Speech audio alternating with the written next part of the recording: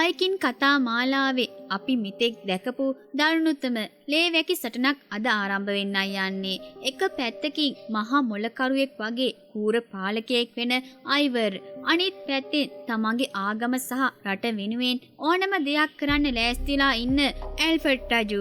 මෙහෙමා සටනෙන් කවුරු දිනයිද?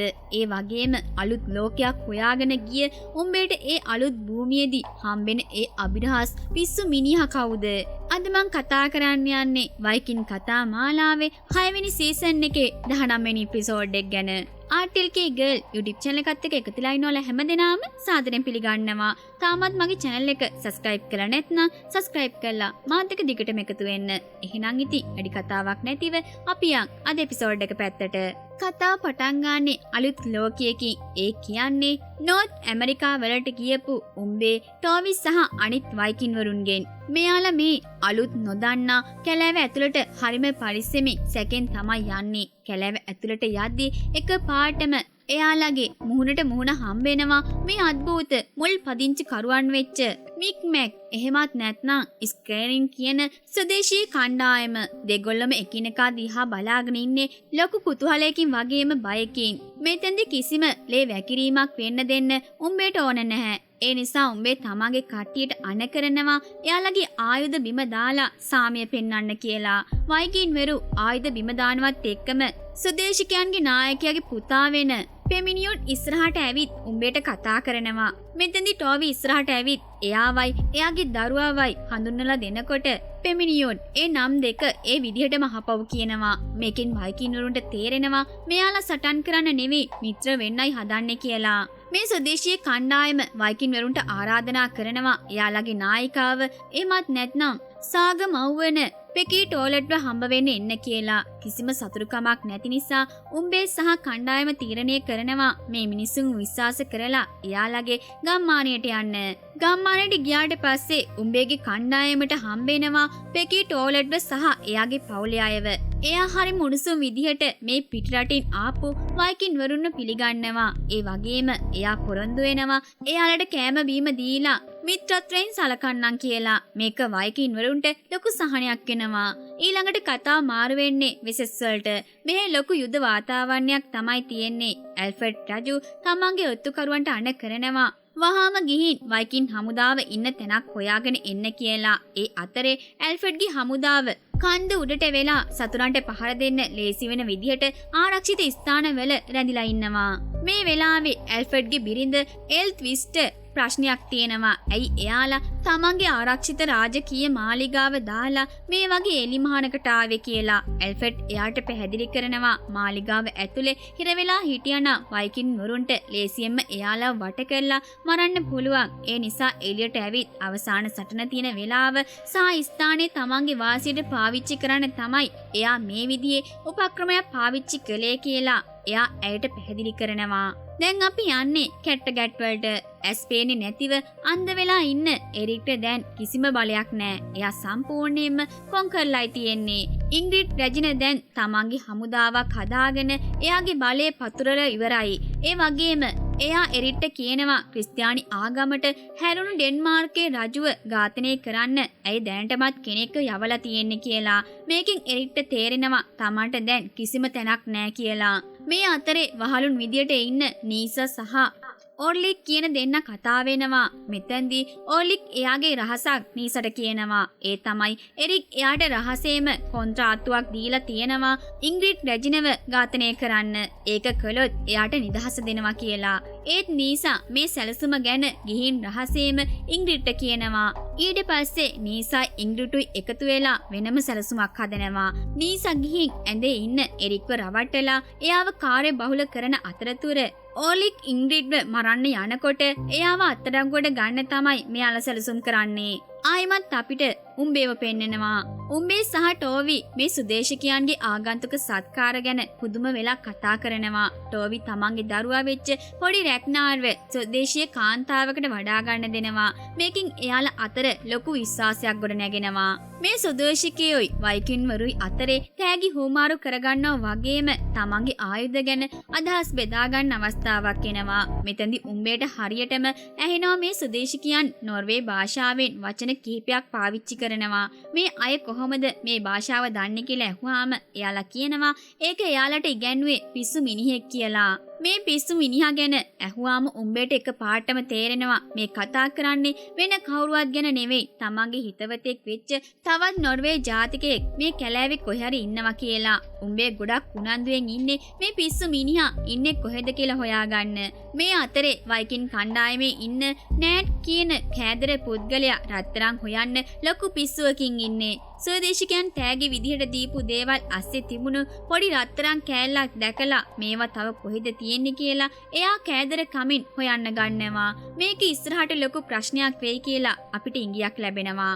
ආයෙමත් අපිට එංගලන්තයේ යුද පිටිය පෙන්නනවා. ඇල්ෆ්‍රඩ් රජු තමන්ගේ බය වෙලා ඉන්න හමුදාව ඉස්සරහට ගිහින් ලොකු කතාවක් කරනවා. වයිකින් වරුන්ගේ මෙලෙච්ච ප්‍රහාරයට මුහුණ දෙන්න කලින් දෙවියන් වහන්සේ කෙරෙහි විශ්වාසය තියන්න කියලා එයා තමන්ගේ සෙබළුන්න ධෛර්යමත් කරනවා. අනිත් පැත්තේ අයිවර්ඩ් සහ විඩ්සක් කැලෑව මැද්දෙන් එද්දි එයාලට තේරෙනවා ඇල්ෆ්‍රඩ් රජුගේ හමුදාව සටන් කරන්න ලෑස්තිලා ඉන්නේ කියලා. අයිවර් මේ සටන දිනන්න පුදුම විදිහේ කූර සැලසුමක් තමයි හදලා තියෙන්නේ. ඔන්න දැන් මහා සටන පටන් ගන්නයි යන්නේ. යුද්ධ පිටියේ සම්පූර්ණයෙන්ම මීදුමෙන් වැහිලා තියෙන්නේ. ඇල්ෆ්‍රඩ් රජු තමන්ගේ සෙබළුන්ට අණ කරනවා කිසිම හේතුවක් නිසාවත් පස්සට යන්න එපා. ඒ වගේම මගේ රැජිනවත් කොහොමරි ආරක්ෂා කරන්න කියලා. මේ වෙලාවේ අයිවර් එයාගේ කුරිරු යුද සැලැස්ම හැරන් රජුට සහ විස්සෙක්ට විස්තර කරනවා. අයිවර්ගේ අරමුණ වෙන්නේ සැක්සන් වරුන්ව එක පාරම මරණවට වඩා උගුල් අටවලා එයාලව ආබාධිත කරන එක. මොකද ක්‍රිස්තියානි භක්තිකයන්ගේ තියෙන අනුකම්පාව නිසා තුවාල වෙච්ච තමන්ගේ සෙබළුන්ව බේරගන්න එයාලා තවත් සෙබළුන්න ඉස්සරහට එවනවා. අන්නේ දුර්වල කමෙන් ප්‍රයෝජනෙ අරන් මුළු හමුදාව විනාශ කරන එක තමයි අයිවර්ගේ ප්ලෑන් එක.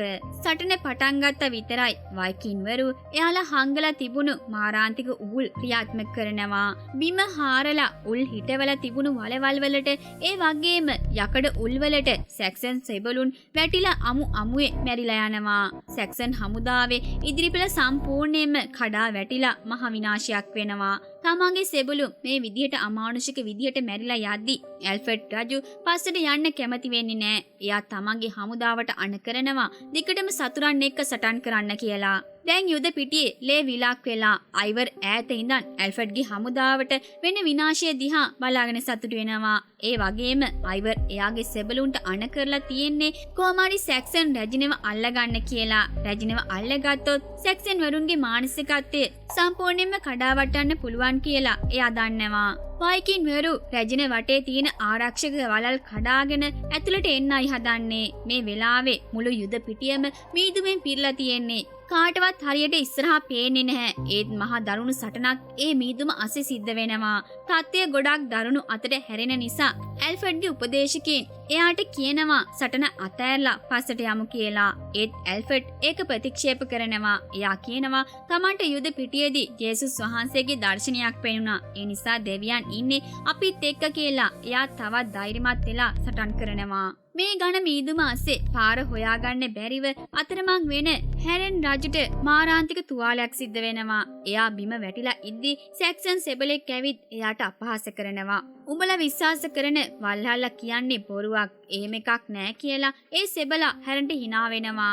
මේ වෙලාවේ මන්නාසන්නව ඉන්න හැරන්ට පුදුම දර්ශනයක් පේනවා. ඒ තමයි මීට කලින් මැරුණ එයාගේ සහෝදරයා හෆ්ඩාන් ඇවිත් හැරන්ට කියනවා වල්හල්ල වලට ඔයාව පිළිගන්න ඕඩින් දෙවියන් බලාගෙන ඉන්නවා කියලා. මේක ඇහුවාම හැරන්ගේ හිතට ලොකු සැනසීමක් එනවා. තමන්ට වල්හල්ල වලට යන්න පුළුවන් කියන විශ්වාසයත් එක්ක හැරන් තමන්ගේ අන්තිම ශක්තිය අරගෙන අර තමන්ට අපහාස කරපු සැක්සන් සෙබලව මරලා දානවා. ඊට පස්සේ එයා හරිම සාමකාමී විදියට තමන්ගේ අවසන් හුස්ම හෙලනවා. යුද පිටියේ ඒ දේවල් වෙද්දි කැට්ටගැට් වල ඉංග්‍රිඩ්ගේ මොලේ ඊට වඩා වේගෙන් වැඩ කරනවා. ඕලික් ඉංග්‍රිඩ්ව ඝාතනය කරන්න යනකොට ඉංග්‍රිඩ් එයාව අල්ල ගන්නවා. තමන්ව මේකට එව්වේ එරික් කියලා ඔලික් පිළිගන්නවා. ඒ වගේම ඉංග්‍රිඩ් කිසිම අනුකම්පාවක් නැතිව ඔලික්ව මරලා දාන්න අණ කරනවා.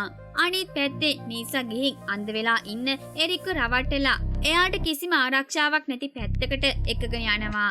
එරික් හිතන්නේ නීෂා තමන් එක්ක ආදරෙන් ඉන්න ආවා කියලා. ඒත් වෙන්නේ විනාශම දෙයක්. කාමරේ ඇතුළේදී නීසා ගොවි පෙළවල් වල පාවිච්චි කරන ලොකු දෙබලකින් එරික්ට අමුවේම ඇනලා මරලා දානවා. මේකත් එක්කම එරිගේ කතාව ඉවර වෙනවා. එරිගේ සහ ඔලෙගේ මරණයත් එක්ක කැට්ටගැට්ටවල බලය ඉංග්‍රිඩ්ගේ අතට පත් වෙනවා. එයා දැන් කැට්ටගැට්ටවල තනි පාලිකාව බවට පත් වෙනවා. අපි ආයෙත් යන්නේ උම්බේ ඉන්න පැත්තට. මික්මැක්ස් වේදේශිකයන් උම්බේ ටෝවි සහ ඔතිර්ව කැලෑ මැද්දට එක්කගෙන යනවා. ගොඩක් දුර යද්දී එයාලට කැලෑ මැද තියෙන හුදකලා පැල්පතක් හම්බෙනවා. මේ පැල්පත වටේම නෝට් සම්ප්‍රදායට කරපු ලී කැටයම් තියෙනවා. ඒ කැටයම් වල වයිකින් වරුන්ගේ කතාව වගේම රැග්නාර්ගේ මූණ පවා කොටලා තියෙනවා. උම්බේ සහ අනිත් අය මේ පැල්පත ළඟට යද්දී ගහක් උඩ හදපු ඒ පැල්පතෙන් එළියට එන කෙනා දැකලා එයාලටත් හිතා ගන්න බැරි වෙනවා. ඒ වෙන කවුරුවත් නෙවෙයි මිය ගියා කියලා හැමෝම හිතාගෙන හිටපු අපේ ආදරණීය ෆ්ලෝකි. එයා තාමත් ජීවිතුන් අතර මේ කැලෑ මැද තනියම ජීවත් වෙනවා. මේ ලොකු පුදුම කිරීමත් එක්ක තමයි මේ එපිසෝඩ් එක ඉවර වෙන්නේ. ඊළඟට එන්නේ වයිකින් කතා මාලාවේ අවසාන එපිසෝඩ් එක. මෙන්න මේ විදිහට තමයි වයිකින් කතා මාලාවේ 6 වෙනි සීසන් එකේ 19 වෙනි එපිසෝඩ් එකත් ඉවර වෙන්නේ. අද වීඩියෝ එක ගැන ඔයාලට මොකද හිතෙන්නේ? හිතන දේ පහලින් කමෙන්ට් කරන්න අමතක කරන්න එපා. වීඩියෝ එක හොඳයි නම් ලයික් එකකුත් දාන්න. තාමත් මගේ channel එක subscribe කරලා නැත්නම් subscribe කරලා මාත් එක්ක දිගටම එකතු වෙන්න. අවසාන එපිසෝඩ් එකෙන් හම්බ වෙනකන් මම ඔයාලගෙන් සමගන්නවා. ඔයාලා හැමෝටම සුබ දවසක්.